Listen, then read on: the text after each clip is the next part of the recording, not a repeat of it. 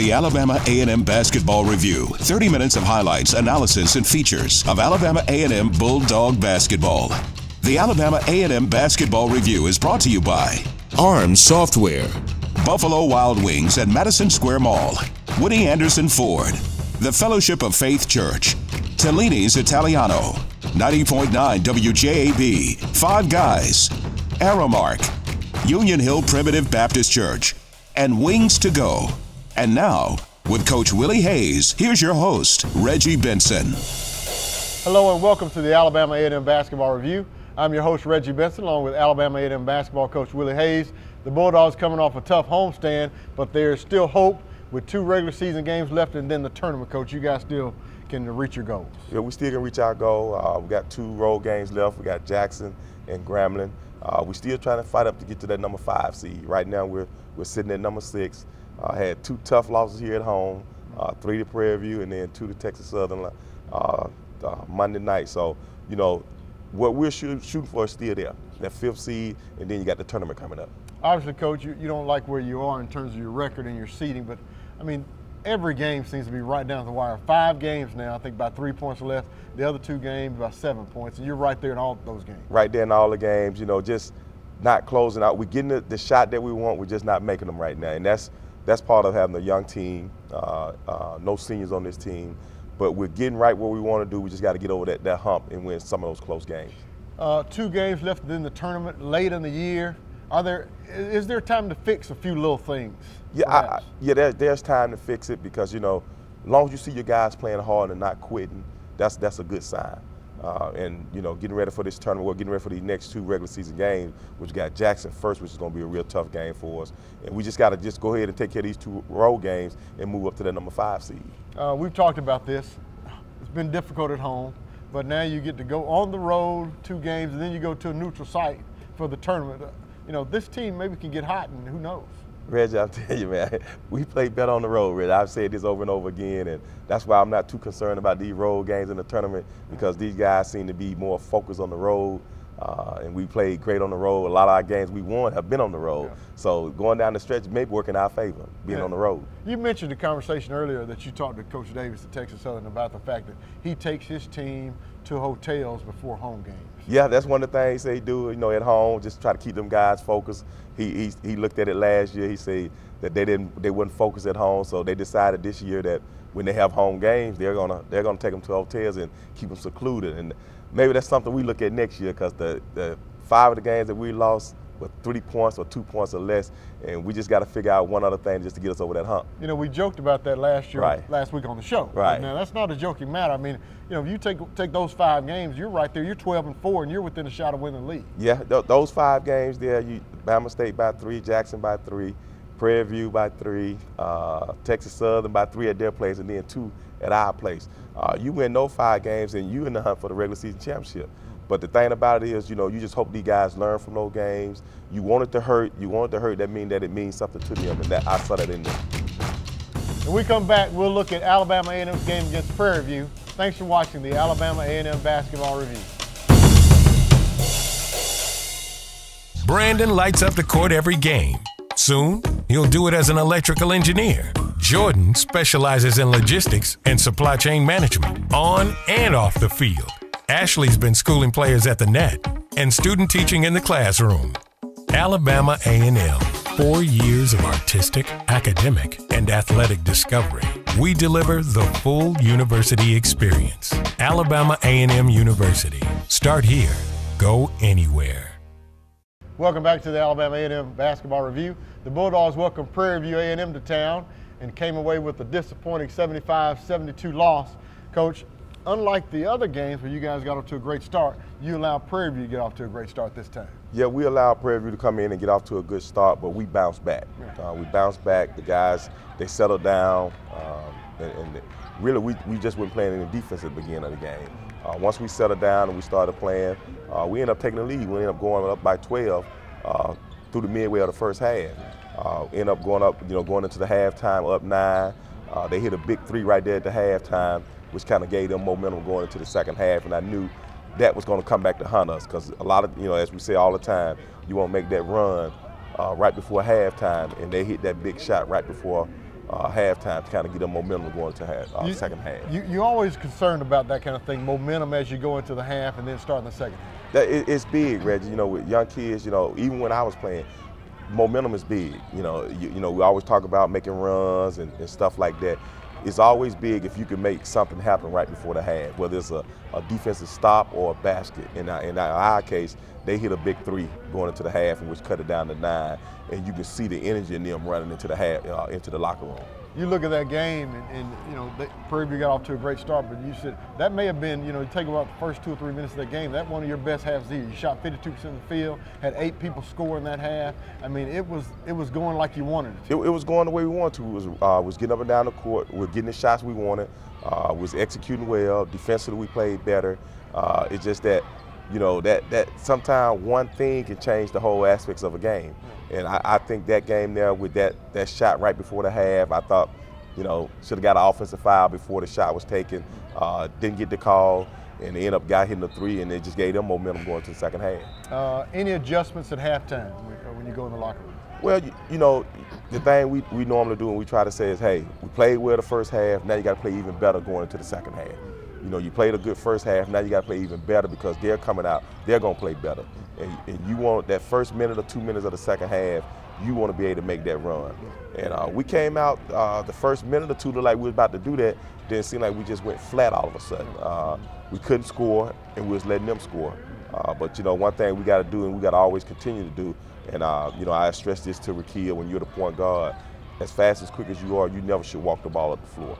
And he got kind of passive with the ball, and it's not just on him, but he know that I put a lot on him as a point guard. If we're going to win games, it's going to be how you make everybody else play in the game. You look at that box score now, it's a tale of 2 halves. Right. You had a great first half. Second half didn't play nearly as well. Didn't play nearly as well, you know, and that's part of what I was saying about transition basket. We got transition basket in the first half, got easy shots, but in the second half, we didn't get those shots. We started, you know, walking the ball up the court, not executing the way we should be executing.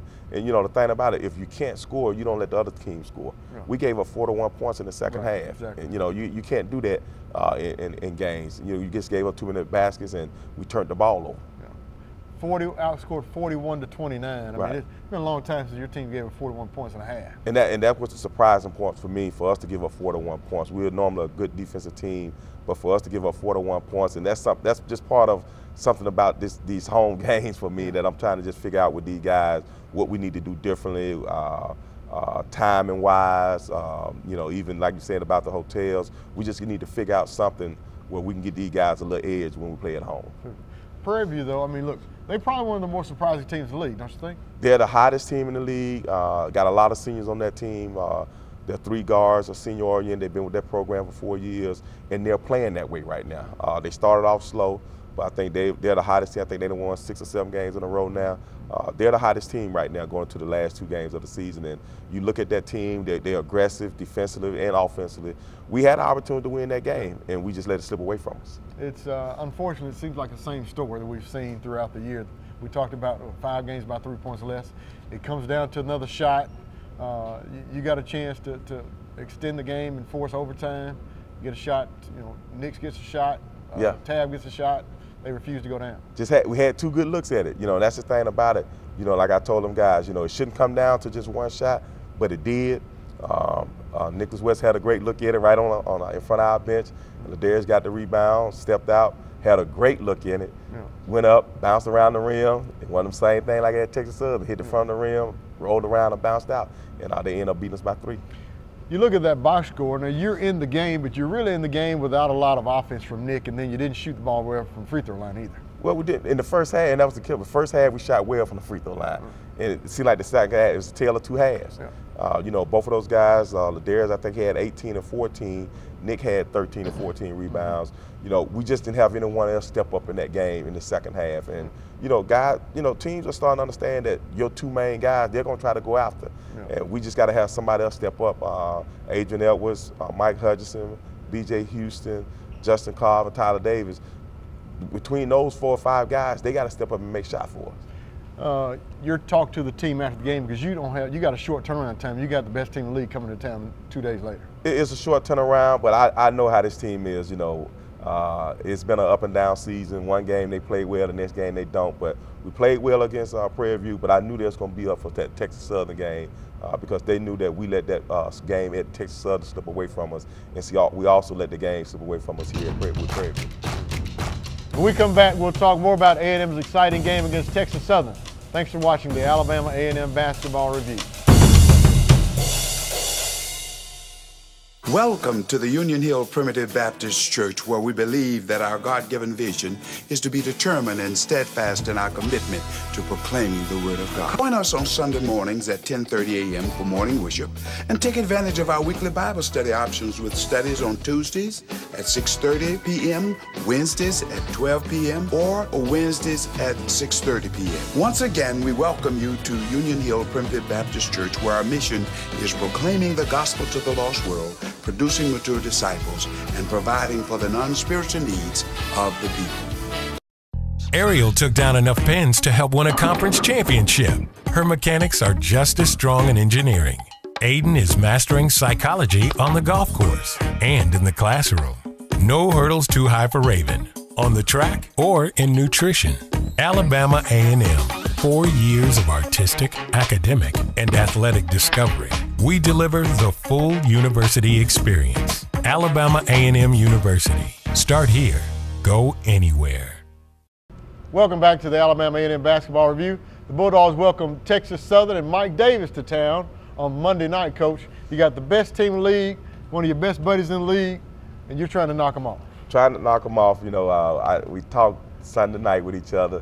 And he was like, man, you need to come on, let me win this game, man. I said, Mike, I can't do that, Mike. We're going to have to fight this game, man. You know when you come to Huntsville, it's going to be a battle for you. And he knows it, and our guys was up for this game. We played well, just couldn't get that last shot to fall for us. You know, you let them get away with one in Houston, so right. It was payback time tonight. Right. We was hoping we can get some payback, and he knows it. We had a perfect opportunity in regulation out of their place. Rakia shot one miss. Ladarius had one right at the basket, set on the front of the rim, fell off, went in overtime. Nick had a wide open three, in there and out, you know, and they ended up winning the game by 3. Yeah, but you know, great game, Coach. You know, first half, nip and tuck. I really was impressed with your team, and I've been impressed with the team all year, but particularly when Nick West goes out of the game with 2 early fouls, you've got 2 guys, Justin Colvin and BJ Houston comes off that bench, and they're big in that first half for you. But you know, that's the thing I told Nick and I told Ladarius, me and Mike sit around and we talk a lot. And the first thing he said, he's going after them too. Yeah. And I explained to Nick, they're coming at you because they know they don't have anyone to check you on Ladarius. Yeah. And you go out there and get 2 touch fouls within the first 3 to 4 minutes. Yeah. You know, we need to let that go at the beginning of the game. And I explained, well, you know, you explained it to me at the beginning of the game, 2 points at the beginning of the game, let it go. We don't need you to foul. Right. So he get those 2 quick fouls, but you know, Mike Hutchinson, Adrian Edwards, BJ Houston, Justin Colvin, those guys stepped up and they held court for him. We went into halftime up 2. Yeah. So, you know, to have your bench come in and hold court for him while he's out, he missed at least 15, 16 minutes of the first half. Sure did. So, you know, for us to play the way we played and them other guys to step up, that's what you want going down the stretch. Well, the first half reminded me of the Prairie View half. Right. I mean, you shot almost 50%, you limited them. Great bench play. You had 8 guys score in that first half, so everybody's kind of involved offensively and defensively. And that's what you want. You want everyone to be involved. And when you got your bench engaged in what's going on the court, you see them with the chatter. You know, that's what you want. When you look down there and you see those guys into the game, you feel comfortable about putting them in the game because you feel like they're engaged and they're ready to go in and they're ready to contribute. And you also had help from Off the Way, who hadn't played much this year, been out with an illness, but you know he's back now, and he came and gave us some good minutes in that game. Halftime adjustments, any adjustments really? Well, you know, we wanted to try to cut bigs away from the ball as much as possible. I think I stayed with the zone a little too long, but I knew once, you know, we had Nick with those 2 fouls earlier, and then we came back out of halftime, and Ladarius get that 3rd foul. You had to stay zone because you didn't need him sitting on the bench. Sure. They can't help me sitting on the bench, so we had to stick with the zone a little longer than what I wanted to, and was able to let Diggs hit a couple big threes. That young man can play. Yeah. He really can play. You made a concerted effort, though, to start the second half to really get Nick involved. He scored the first 6 points in the second half for you. Yeah, he rebounded the second half. He was aggressive. He was attacking the basket. And like, you know, we said at the beginning of the game, Mike knows it. he's a hard person to guard. He's 6'11", he can post, he can handle the ball, and also shoot the three. So you come out the second half, he scored your first 9 of your 11. Now you got their guys in foul trouble. Yeah. And that's what we wanted to do at the beginning of the game, but it was vice versa. Our guys got in foul trouble. Yeah. So, but we came out the second half with him playing well, the other guys playing well. It was Nick and Tuck there, and Texas Southern made a little run. Yeah. I think they went up 10 or 11 at one point. But like we always said, the game is about runs. Right. They made a run, and we came back and made a run, and that's what the game is about. It's danger time with those guys. They're up 11 with about 5 minutes to go in the game. And, look, you've done a great job with this team, but maybe the best job with this team against Texas Southern because you used some quality timeouts, drew up plays. The guys came out and executed those plays, particularly the one when Tyler hits the three at the top of the key. These guys, I give these guys credit. This is a good group. They like being around each other. They like being, they're listening. You don't see a lot of arguing and bickering with this team. And they're a young team, not too young, but they're young, a bunch of new faces. You only have one starter returning from last year that got a lot of time, that was Nick. Yeah. Everybody else is fairly new. So for them to be playing the way they're playing right now, we just couldn't get those little tight, close games with shots we needed. But, they go up 11 points. It's a dangerous time of the game. Mike feeling good down there. We talking back and forth. But I knew that these guys weren't going to quit. Yeah. And we went to our little half-court trap. And then we went to man, and I had made them take some difficult shots. Yeah. Battle steps up, hits some shots, hits some free throws. You talked about Wade. Give us an idea about Wade. That's a name we hadn't mentioned on this show. Yeah, Arthur Wade, is a transfer kid. Was looking for a lot out of him. Just had some health issues early in the year. He couldn't get on the floor, and he just got released probably about 3 weeks ago. And right now his basketball condition is not quite there. But he came in and gave us some quality minutes. He's an aggressive guy defensively. He can shoot the ball, got good size on him. So we're expecting him to help us going down the stretch right here. Coming out of the timeout, you got the shot drawn up for Tab. Take us through it. We wanted, to set a back screen for Nick, so if Nick could get open on that backside. But we knew that if we had Tab coming to the basket, we wanted him to be real aggressive going down to the lane to get to that basket. They defended it pretty well. I hadn't looked at the tape yet, but, LeJair's got not quite the shot we actually wanted, but he got a good look at it, and it just didn't fall for us.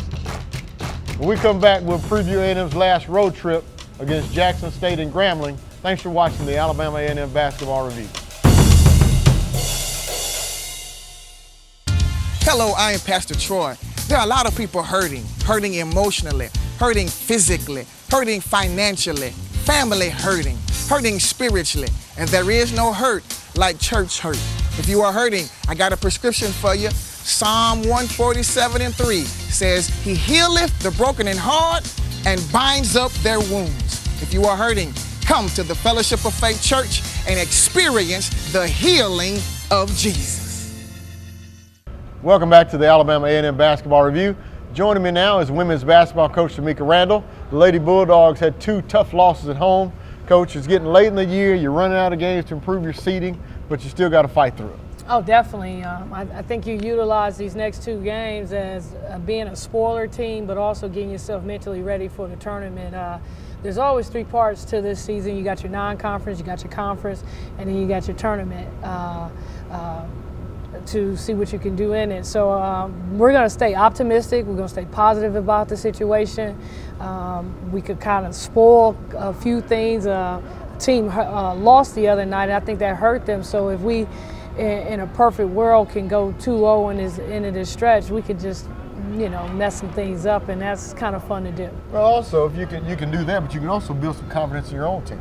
Definitely, and I think we're needing that so bad, because when you look at our efforts against Prairie View and you look at stats and say, wow, 5 people in double digits automatically should win a basketball game. Yeah. And then you find some of the reasons why we didn't win it, whereas that stretch where we don't score or we're making the bad read or decision at that time that ends up hurting us on the other end. So we found difficult ways to lose a game. So it's always heartbreakers. Box scores can be deceiving in that way. I mean, you look at first time this year, 5 people in double figures like we said, but you 35-35 at halftime, and then you turn around and you give up 46 points in the second half, and you struggle offensively as well. So yeah, the offense stopped working.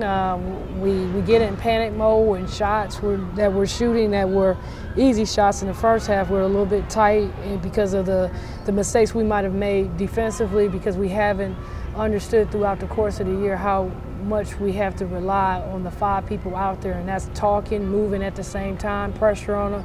Like, I got to do my part to help the team out, and sometimes we think that's our opportunity to take breaks and rest, and it's not. I always say the perfect opportunity to rest is on offense, but you know, this generation today believes that I got to put all my effort and energy into offense, and then on defense, we'll figure that out, coach. Yeah, that's something. Just, you know, look, you got to. This is something you got to teach this team. I mean, it's not, you don't have a lot of seniors on this team. You got 3 people you're losing, so the bulk of this team can come back, and hopefully in year 3 of your system, you know, they can kind of get on the same page. Definitely. This got to leave a bitter taste in their mouth in terms of, I don't think anyone predicted this. However, I kept telling and warning our kids, you know, doesn't matter what they say on paper or how we are, we still have to perform up to the level of what the papers read. So it's a learning lesson for us that we have to put more time into our craft, and we got to watch ourselves so that way we can get better. And then when we're watching, and we got to want to go out and improve those things. You can't keep making the same mistake and say, hey, coach, you told me that 2,000 times, fix it. Yeah. So exactly. That urgency. Terrific. You don't have time to, you know, sulk about a loss. You got to turn and get ready for a Texas Southern team that's really, really good. And look, first few minutes of that game, you guys are right there. We were, and then again, we come out at halftime, and we, you know, left our offensive game in the locker room. 16 points and a half is not going to win you a basketball game against some really talented individuals from Texas Southern. So it was really a painful second half to just be witness and be a part of. And you know, for what I could just give our kids back, the something positive to say, hey, we're going to end up seeing those guys somewhere down the line, and we're going to pay them back. And sometimes this happens this way. We don't totally understand it, but we'll get them back, and we'll now be way more attentive than we were before. As a coach, are there any signs at halftime, early in games, or second half of games where this, you know, something didn't come out of the locker room? You know, absolutely. I watched this when we were warming up, and I saw the fact that we missed 16 shots in a row just warming up. I'm like, this might be a long second half. So those are things that, you know, you see just because you're around a team, whereas fans see things totally different. But I just know how we gauge, and again, that we're lacking that maturity. Get to the basket. Like, one of the interesting things in that game, really, that happened in the first half was like second half, 60 minutes to go in the game.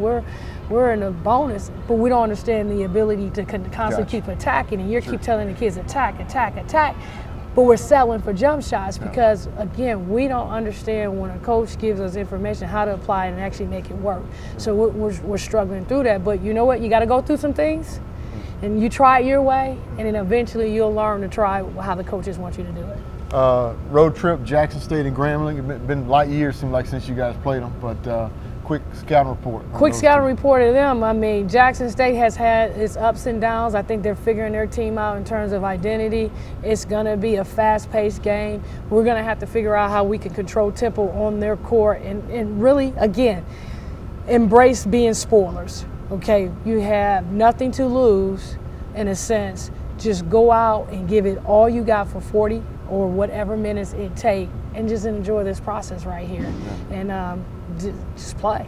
Yeah, and then Grambling. Grambling, I think, you know, we're still toying with maybe switching seats with Grambling, just for the simple fact they had a key loss the other night, so anything can happen. So we just need to go into Grambling. That's a tough place to play, and really just from the start be on a mission. Again, spoiler, however you want to look at it, but let's just piss some people off. Sure. Coach, good luck this weekend. Thank you. When we come back, we'll be rejoined by Coach Hayes. Thanks for watching the Alabama A&M Basketball Review.